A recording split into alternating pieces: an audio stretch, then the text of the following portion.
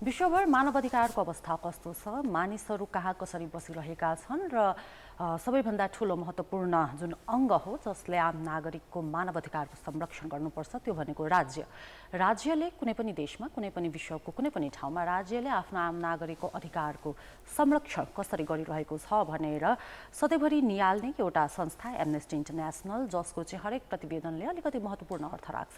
Amnesty इन्टरनेसनलले सन् 2023 को आफ्नो प्रतिवेदन सार्वजनिक गरिसकेको छ, जसलाई चाहिँ एमनेस्टी इन्टरनेसनलको सन् 2024 अप्रिल महिनाको रिपोर्ट भनेर निकालिएको छ। विशेष गरेर यसमा सन् 2023 मा विश्वभरि कहाँ कहाँ के कस्ता घटना भए त्यसको यो विस्तृत प्रतिवेदन हो। 155 वटा राष्ट्रको यसमा विस्तृत अध्ययन गरेर प्रतिवेदन राखिएको छ। यसमा नेपाल पनि रहिआएको छ र मातृका प्रतिवेदन ठुलो छ। हामीले बिस्तारै मैले पनि अहिले पुरै पढि भएको छैन, तर केही पढे, केही भाग पढ्दाखेरि अलिकति दुःख, अलिकति अचम्म चाहिँ के लाग्यो भने प्रतिवेदनले मुख्य गरेर सारा वैश्विक अवस्था हेर्ने हो भने नेपालको छुट्टै कुरा त हामी गर्छौँ नै, तर समग्र विश्वलाई कसरी हेरेको छ भन्दाखेरि सन् 2023 लाई चाहिँ एमनेस्टी इन्टरनेसनलले अधिनायकवादको उदय हुँदै गरेको भनेर त्यो एक वाक्यमा टुङ्ग्याएको छ भनेर हामी भन्न सक्छौँ। र अहिले विश्वका थुप्रै मुलुकमा, सानादेखि ठुला मुलुकहरूमा हामीले अधिनायकवाद देख्न सक्छौँ भने एमनेस्टी इन्टरनेसनलको ठम्याइ। र त्यति मात्र नभएर एमनेस्टी इन्टरनेसनलले एउटा संस्थालाई पनि कोट गरेको छ, भिडेम भन्ने संस्था, जुन चाहिँ पोलिटिकल साइन्स रिसर्च सेन्टर हो। र यो संस्थाको अध्ययनले सन् 2023 को अवस्थालाई सन् 1985 को अवस्थासँग दाँजेर हेरेको छ र सन् 1985 भन्दा पहिले विश्वको अवस्था जस्तो थियो, विशेष गरेर मानवाधिकारको कुरामा अहिलेको अवस्था चाहिँ त्यस्तै हुँदैछ कि भनेर यो संस्थाको तथ्य हो, जुन तथ्यलाई एमनेस्टी इन्टरनेसनलले पनि कोट गरेको छ।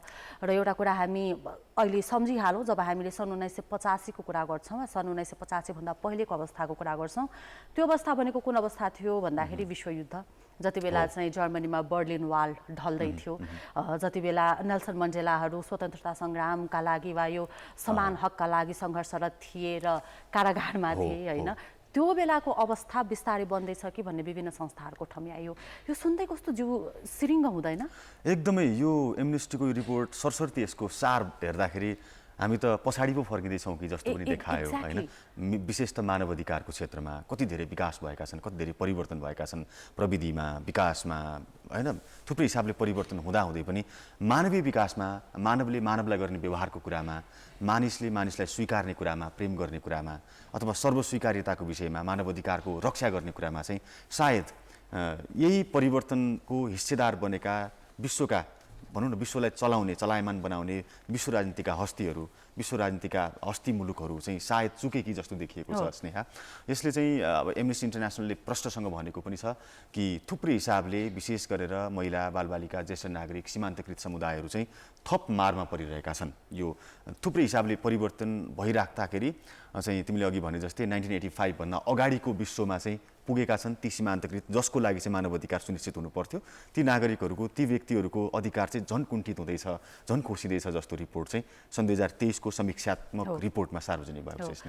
र विशेष गरेर एमनेस्टी इन्टरनेसनलले विश्वभरिको अवस्थालाई चारवटा फरक बुदामा राखेर हेरेको छ, जहाँ चाहिँ मानवाधिकार उल्लङ्घनका घटनाहरू अलिकति बढी देखिएका छन्। ती चारवटा बुदालाई हामीले सम्झिनु पर्दाखेरि एउटा भनेको चाहिँ जहाँ अहिले युद्ध भइरहेको छ, त्यो युद्धका ठाउँमा आम नागरिकलाई जो निर्दोष छन्, जो चाहिँ युद्धमा प्रत्यक्ष संलग्न छैनन्, उनीहरू कस्तो अवस्थामा छन्, एउटा त्यो बुदामा राखेर हेरिएको छ भने अर्को भनेको चाहिँ त्यही अघि तिमीले जुन जेन्डरको कुरा गर्यौ, महिला वा सीमान्तकृत, यसमा विशेष गरेर महिला र लैङ्गिक रूपमा अल्पसङ्ख्यक समुदाय जुन रहेको छ, जसलाई चाहिँ हामी एलजिबिक्युटिआई भन्छौँ, उनीहरूको अधिकारलाई लिएर उनीहरूको अधिकार पनि यो वर्ष सन् 2023 मा विश्वभरि नै एकदमै धेरै कुण्ठित पारिएको भन्ने एमनेस्टी इन्टरनेसनलको ठम्याइ छ।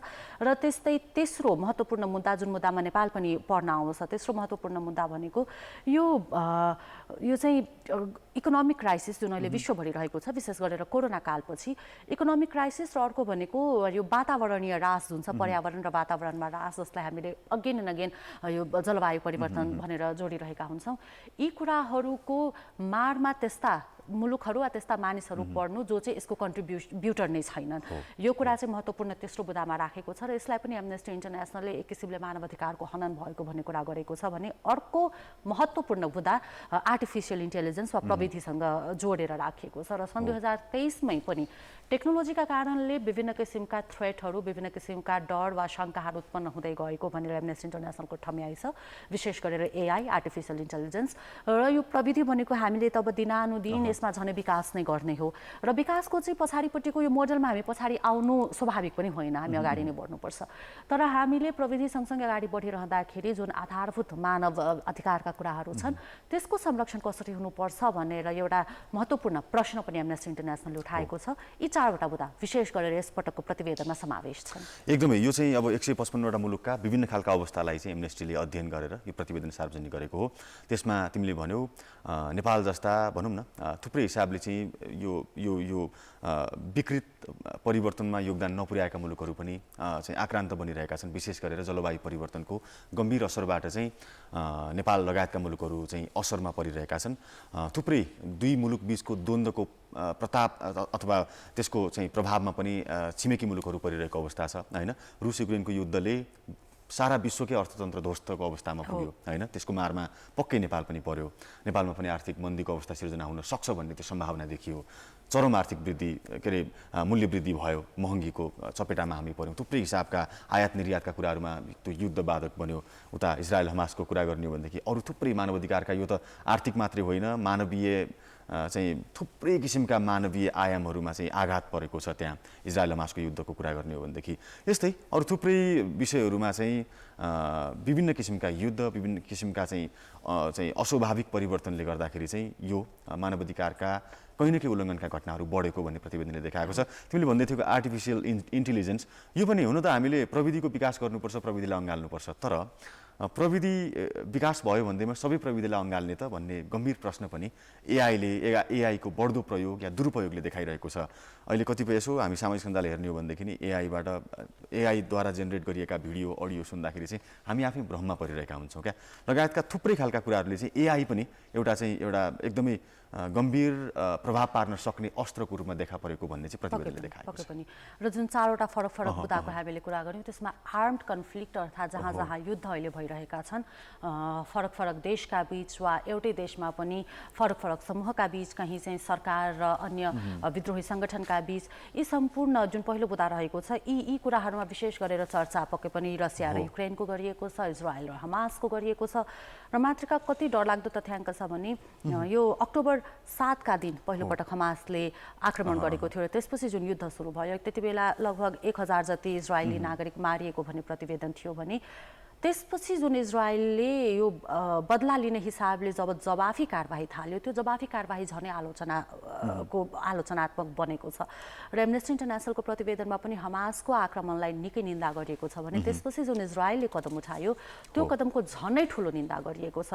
2023 सकिँदासम्ममा मात्रिका 21,600 प्यालेस्टाइनियनको मृत्यु भइसकेको बताइएको छ र यसमध्ये अधिकांश भनेको आम नागरिक हुन्, बालबालिका हुन् जो चाहिँ युद्ध लड्न गएका थिएनन् हैन। र त्यति मात्र नभएर 1.9 मिलियन प्यालेस्टाइनियनहरू आफ्नो ठाउँबाट हटिसकेका छन्, विस्थापित भइसकेका छन् र संयुक्त राष्ट्र सङ्घले अहिलेको प्यालेस्टाइनको लगभग 80% भन्दा बढी जनसङ्ख्या 83-85% भन्दा बढी जनसङ्ख्या विस्थापित भइसकेको र अब त्यहाँ चाहिँ भोकमरीको एकदमै ठुलो सङ्कट आइसकेको पनि बताइसकेको छ भनेपछि कति विकराल अवस्था छ। त्यति मात्र नभएर अन्य देशहरूको पनि कुरा गरिएको छ, म्यानमारको कुरा गरिएको छ जहाँ चाहिँ आन्तरिक द्वन्द्वका कारण एकदमै खराब अवस्था रहिरहेको छ भने एउटा महत्त्वपूर्ण बुँदा के पनि उठाएको छ भने एमनेस्टी इन्टरनेसनलले अहिले त हामी अब यो दोस्रो विश्वयुद्धपछि जसरी संयुक्त राष्ट्रसङ्घको अवधारणा आयो कुरा के थियो भने विश्वभरि कहीँ पनि युद्ध नहोस्, यो जिम्मा त्यो एउटा राष्ट्र वा युद्धरत समूहको मात्र नभएर सारा विश्वका सारा राष्ट्रहरूको हो। कहीँ कतै युद्ध हुँदैछ भने त्यसलाई साम्य पार्न सक्नु हामी सबैको कर्तव्य हुन आउँछ किनकि हामी चाहिँ अब ग्लोबल फ्यामिलीको कन्सेप्टमा छौँ। हामीले चाहिँ अहिलेको हाम्रो अर्थतन्त्रको सिस्टम हेर्ने हो भने पनि जे हेर्ने हो भने पनि हामीले सारा विश्व एउटै परिवार हो भन्ने अवधारणाबाट हामी अगाडि बढिरहेका छौँ। छौँ। तर अन्तर्राष्ट्रिय समुदाय नै निर्दोष व्यक्तिको हत्या हुनबाट रोक्नमा अन्तर्राष्ट्रिय समुदाय नै असफल भइसकेको भनेर एउटा चाहिँ यो फेलर वर्ल्ड विश्व नै असफल भइसक्यो भने एमनेस्टी इन्टरनेसनलको ठम्याइ सहितको उसको प्रतिवेदनमा छ। एकदमै अब विशेष गरेर विकसित मुलुक जो चाहिँ विश्वलाई डोहोर्याउने निन्दा गरिएको छ एमनेस्टी इन्टरनेसनलमा विकसित मुलुकहरूको। हो, जस्तो अमेरिका, बेलायत, जर्मनी लगायतका जसले चाहिँ विश्व हाँक्ने सामर्थ्य राख्छन्। चाइनाको पनि राजनीतिक आर्थिक हिसाबले विश्वलाई डोहोर्याइरहेका मुलुकलाई चाहिँ युद्ध गर्न उक्साइरहेको ती युद्धरत मुलुकहरूलाई चाहिँ युद्ध रोक्नभन्दा पनि युद्ध गर्नको लागि चाहिँ दुई ध्रुवीय रूपमा द्विपक्षीय रूपमा चाहिँ सपोर्ट गरिरहेको, हतियार सपोर्ट, युद्धको लागि अरू सामग्रीहरू सपोर्ट गरेर युद्धलाई रोक्ने होइन अझै उत्कर्षमा पुर्याउनको लागि भूमिका खेलेको भनेर एमनेस्टी इन्टरनेसनलले ती विकसित मुलुकहरूको लागि चाहिँ मुलुकहरूलाई एउटा आरोप पनि लगाएको छ, विभिन्न खालका तथ्य सहितको आरोप। सरसर्ती हेर्दाखेरि त्यो देखिन्छ पनि स्नेहा, विकसित मुलुकहरूले आफ्नो शक्तिको चाहिँ कतै न कतै दुरुपयोग गरिरहेका छन् कि एउटा संयुक्त राष्ट्रसङ्घको अवधारणा अनुसार चलेका छैनन् कि जस्तो चाहिँ देखिएको छ। किनकि युद्ध लामो समयसम्म तन्किराख्नु र युद्ध रोक्नको लागि चाहिँ भूमिका खेल्न नसक्नुले चाहिँ त्यही अवस्था देखाइरहेको छ। पक्कै पनि। र अब जुन हामीले जेन्डरको कुरा गऱ्यौँ, लैङ्गिक रूपले विश्वभरि नै यो वर्ष सन् 2023 लैङ्गिक रूपले लैङ्गिक अधिकारका लागि निकै नराम्रो उदाहरणको रूपमा हामीले देखाउन सक्ने वर्ष हो भनेर पनि एमनेस्टी इन्टरनेसनलको ठम्याइ छ। र यसमा केही उदाहरणीय घटना वा केही ठाउँको रूपमा सबैभन्दा धेरै चर्चा अफगानिस्तानको गरिएको छ। अफगानिस्तानमा तालिबानको सत्ता आइसकेपछि विशेष गरेर 2023मा महिलाहरूको स्वतन्त्रता, उनीहरूको इच्छा शक्ति वा जुन हामी पब्लिक स्फेयर भन्छौँ, सार्वजनिक मञ्चमा सार्वजनिक ठाउँमा उभिन पाउने समेतको अधिकारमा कुण्ठा हुने गरी त्यो अधिकारहरू रोकिने गरी तालिबानले विभिन्न किसिमका नियमहरू लिएर आयो। र त्यस्तै तालिबान सँगसँगै अफगानिस्तान सँगसँगै अन्य राष्ट्रहरूको रूपमा इरानको चर्चा गरिएको छ। र यी राष्ट्रहरूमा जुन प्र्याक्टिसहरू सन् 2023मा गरिए त्यसले चाहिँ यो महिला अधिकारमाथि प्रहार गरिएको भने ठम्याएर त्यति मात्र नभएर लैङ्गिक तथा यौनिक अल्पसङ्ख्यकहरूको अधिकारमा विकसित मुलुकहरूले नै पछाडिपट्टिको बाटो लिएको, पश्चगामी बाटो लिएको भन्ने ठम्याइ एमनेस्टी इन्टरनेसनलको। र अमेरिकाको मात्र 15वटा राज्यमा मात्रिका गर्भपतनलाई पूर्ण रूपले निषेध गरियो वा कानुनी अपराध बनाइयो र यो पनि एक हिसाबले महिलाको अधिकारमाथिको प्रतिबन्ध हो, कुण्ठा हो भने एमनेस्टी इन्टरनेसनलको ठम्याइरहेको छ। र त्यस हिसाबले पनि यो सन् 2023 महिला अधिकार र लैङ्गिक तथा यौनिक अल्प समुदायका व्यक्तित्वहरूको अधिकारका लागि नराम्रो वर्ष भन्ने ठम्याइ। एकदमै, बरु नेपालमा यो लैङ्गिक अधिकारको लागि केही न केही राम्रो कदम चालेको पनि पाइयो। उल्लेख छ हैन, एमनेस्टी इन्टरनेसनलको रिपोर्टमा पनि चाहिँ उल्लेख छ कि नेपालमा के अरे तेस्रो लिङ्गीको वैधानिक भयो, दर्ता भयो, पहिलोपटक भयो। यसले चाहिँ जस विश्वव्यापी रूपमा एउटा परिवर्तनको सङ्केत पनि गरेको छ। बरु नेपालले एउटा महत्त्वपूर्ण योगदान गरेछ मानव अधिकारलाई रक्षा गर्नको लागि भनेर त्यो प्रतिवेदनले पनि देखाएको छ। तर नेपालको समग्र विश्लेषण गर्ने हो भनेदेखि राम्रो कुरा त हामीले सुरु गरिहाल्यौँ होइन, तर सन् 2023 को समग्र वर्ष र एमनेस्टी इन्टरनेसनलको प्रतिवेदनलाई अलिकति के लाउने हो भनेदेखि चाहिँ नेपालमा विशेष गरेर अभिव्यक्ति स्वतन्त्रता भन्ने विषय चाहिँ एकदमै चर्चामा रह्यो। र सन् 2023मा चाहिँ विभिन्न हिसाबले विभिन्न विषयमा उठेका कुरा, आवाज र नागरिकको आवाज र अधिकारको लागि उठेको प्रश्नमा चाहिँ कतै न कतै राज्यका संयन्त्रहरूबाट कतै न कतै त्यो आवाजलाई रोक्ने प्रयत्न भयो र यसले चाहिँ अभिव्यक्ति स्वतन्त्रतामाथि गम्भीर प्रहार भयो भन्ने रिपोर्ट पनि एमनेस्टीले देखाएको छ। नेपालमा विशेष गरेर अभिव्यक्ति स्वतन्त्रता र अभिव्यक्ति स्वतन्त्रतामा विभिन्न ठाउँमा सभा सम्मेलनहरू गर्न पाउने वा नागरिकको विरोध गर्न पाउने, प्रतिरोध गर्न पाउने अधिकारमाथि कुण्ठा लगाइएको भन्ने एमनेस्टी इन्टरनेसनलको ठम्याइ। र सन् 2023मा नेपालमा मानवाधिकार उल्लङ्घनका घटनाहरूमा विशेष गरेर 2-3वटा कुरालाई एमनेस्टी इन्टरनेसनलले उठाएको छ। एउटा त त्यही अभिव्यक्ति स्वतन्त्रताको कुरा भइहाल्यो। अर्को जुन हामी बेला बखत भन्ने गर्छौँ सत्यनिरूपण आयोगको कुरा पनि आउँछ वा द्वन्द्वकालका जति पनि मुद्दाहरू थिए, द्वन्द्वकालमा जति पनि पीडित परिवारहरू, पीडित व्यक्तित्वहरू रहिआएका थिए, उनीहरूले सन् 2023मा पनि न्याय पाउन सकेनन्। यो पनि महत्त्वपूर्ण मुद्दाका रूपमा एमनेस्टी इन्टरनेसनलले उठाएको छ।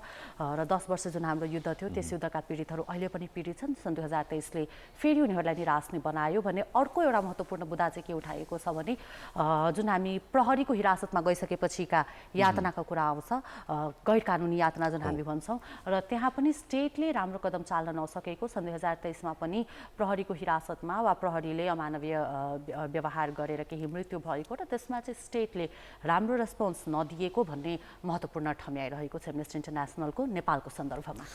र एमनेस्टीको रिपोर्टमा अरू थुप्रै कुराहरू पनि छन्। रिपोर्ट एकदमै लामो छ, तपाईँले पनि खोजेर पढ्न सक्नुहुन्छ, किनकि त्यो पढियो भनेदेखि नेपालको अवस्था, विश्वको अवस्था थाहा पनि हुन्छ। र हामी पनि हाम्रो अन्य कार्यक्रमहरू, अन्य एपिसोडहरूमा हामीले जानकारी पनि दिँदै पनि जानेछौँ र हामी सबै नागरिकले यस बारेमा जानकारी लियौँ भनेदेखि कतै न कतै हामीले गर्ने कामबाट कतै न कतै हामीले राज्यलाई घचघच्याउने एउटा मौका पनि, त्यो स्पेस पनि पाउन सक्छौँ अध्ययन गरियो भनेदेखि।